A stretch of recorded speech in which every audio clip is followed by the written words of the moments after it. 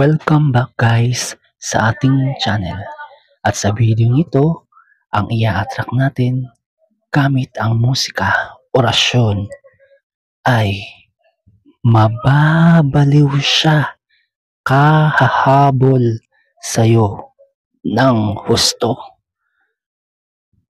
Ngayon po, i-attract po natin katulong ang universe at ang musika, orasyon na ito para ang person mo o ang taong gusto mo at mahal mo ay siya naman ngayon ang maghahabol sa iyo.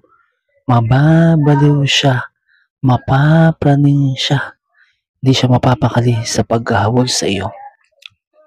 At sa susunod ko pong sasabihin, babanggitin na mga salita, ito po ay affirmation, orasyon para mabaliw siya, kahahabol sa iyo ng husto. Ito na po, sisimulan ko na.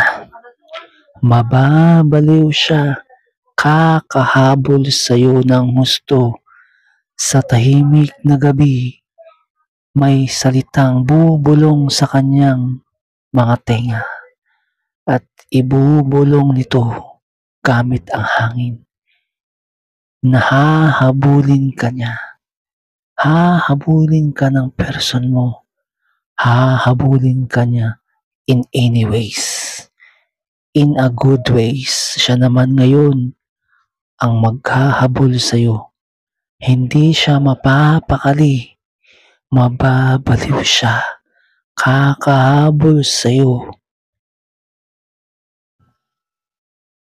At idagdag ko lamang po, hindi po ibig sabihin mababaliw siya, yung mapabaliw na siya na mapapapunta siya sa mental, kundi mababaliw po siya, hindi siya mapapakali.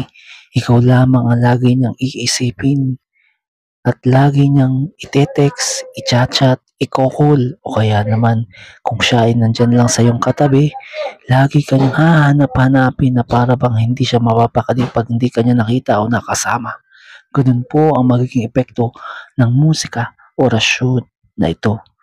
At habang tumutugtog po ang musika sa huling bahagi ng video ito, isipin po ang person mo at iyong pakiramdaman sa iyong puso na siya ay mababaliw sa iyo, kakahabol niya ng husto.